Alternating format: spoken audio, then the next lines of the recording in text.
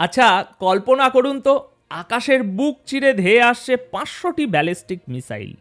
তাও যেন তেন মিসাইল নয়, ইরানের গর্ব, ভয়ঙ্কর খাইবার মিসাইল, যার এক একটার পেটের ভিতরে বসানো আছে 1,500 কেজির বা 1.5 টনের ধ্বংসাত্মক ওয়ারহেড। আর এই 500 জমদূত গিয়ে আছড়ে পড়ছে তেল আবিবের বুকে।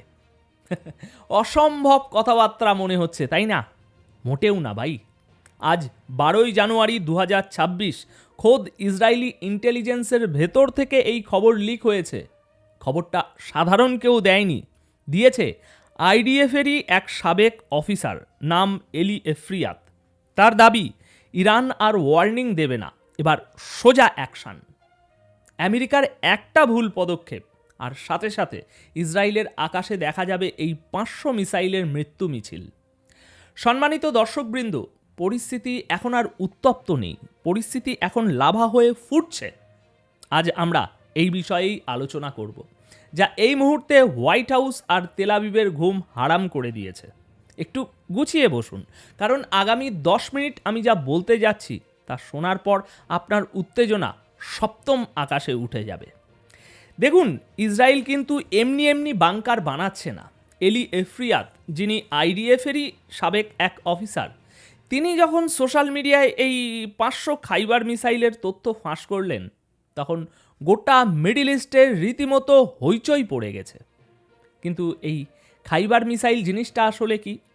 দেখুন, এর রেঞ্জ বা পাল্লা বলা হচ্ছে প্রায় 2000 কিলোমিটার। অর্থাৎ তেহরানে বসে বোতাম টিপলে সেটা নিমেষেই তেল আবিবে গিয়ে পড়বে। আর সবচেয়ে ভয়ঙ্কর ব্যাপার হলো এর স্প্লিট ওয়ারহেড প্রযুক্তি। মানে সহজ বাংলায়, একটা মিসাইল যখন মাঝ আকাশে যাবে, সেটা ফেটে গিয়ে একাধিক ছোট ছোট ছোট ছোট বোমায় পরিণত হবে।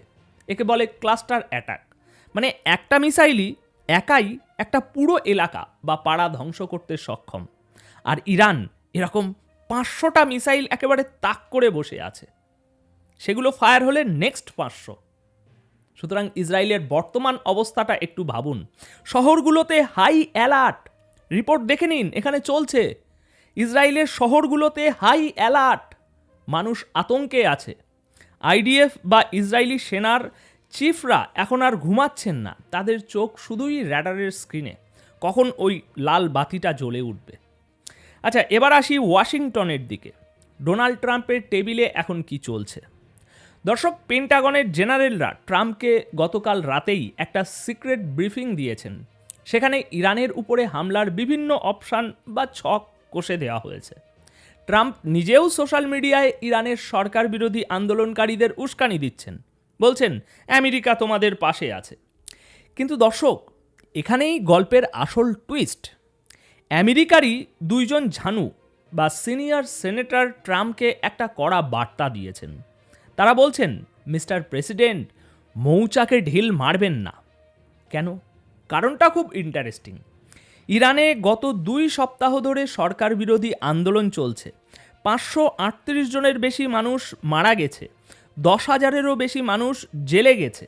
কিন্তু এই সেনেটররা বলছেন, যদি আমেরিকা এখন বাইরে থেকে ইরানে হামলা করে তাহলে হিতে বিপরীত হবে।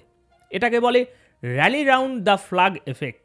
অর্থাৎ বাইরের শত্রু আক্রমণ করলে দেশের ভেতরের সব বিভেদ ভুলে মানুষ এক হয়ে যাবে। আমেরিকা যদি এখন হামলা করে, তবে ইরানের যে জনগণ আজ সরকারের পতন চাইছে, কাল তারাই আমেরিকার বিরুদ্ধে বন্দুক ধরবে। আর এটাই এখন ট্রাম্পের জন্য সবচেয়ে বড় মাথা ব্যথা। হামলা করবেন নাকি করবেন না, এই দোটানায় ফেঁসে গেছে আমাদের সুপার পাওয়ার বাবুমশাই। ভেতরের সরকার আর জনগণের মধ্যে যতই মারামারি বা দাকুরুল সম্পর্ক থাক, আমেরিকা নামক ডাকাত যদি এখন হানা দেয়, তবে ইরানের জনগণ আর সরকার এক হয়ে যাবে। আর আমেরিকা এই দেশি লজিকটা খুব ভালো করে জানে বলেই এখনও ট্রিগার চাপতে সাহস পাচ্ছে না। ট্রিগারে হাত দিয়ে বসে আছে, চাপতে সাহস পাচ্ছে না। তবে দর্শক, আমেরিকা দ্বিধায় থাকলেও ইরান কিন্তু বসে নেই।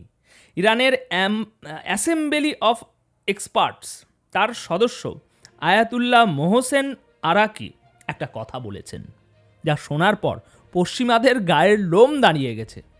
তিনি পরিষ্কার বলে দিয়েছেন, যদি আমেরিকার বা ইসরায়েলের কোনো মিসাইল ইরানের সুপ্রিম লিডার আয়াতুল্লাহ খামেনির দিকে তাক করা হয়, তবে ইরান ঘোষণা করবে কম্প্রিহেন্সিভ জিহাদ বা সর্বাত্মক প্রতিরোধ। এর মানে কি জানেন? এর মানে হলো যুদ্ধটা আর মিডল ইস্টের ম্যাপের মধ্যে সীমাবদ্ধ থাকবে না ভাই, এটা হয়ে যাবে গ্লোবাল ওয়ার। আরাকি স্পষ্ট ইঙ্গিত দিয়েছেন, পৃথিবীর যে প্রান্তেই আমেরিকা বা ইসরায়েলের কোনো স্বার্থ থাকবে, সেটা দূতাবাস হতে পারে, তেলের ট্যাঙ্কার হতে পারে বা কোনো মিলিটারি বেস হতে পারে, সেখানেই হামলা হবে। মানে যুদ্ধক্ষেত্র আর শুধু বর্ডার বা ফ্রন্ট লাইনে থাকবে না। লন্ডন, প্যারিস বা নিউ ইয়র্কের কোনো কফি শপে বসে থাকা আমেরিকান ডিপ্লোম্যাটও তখন সোজাসুজি টার্গেট হতে পারে।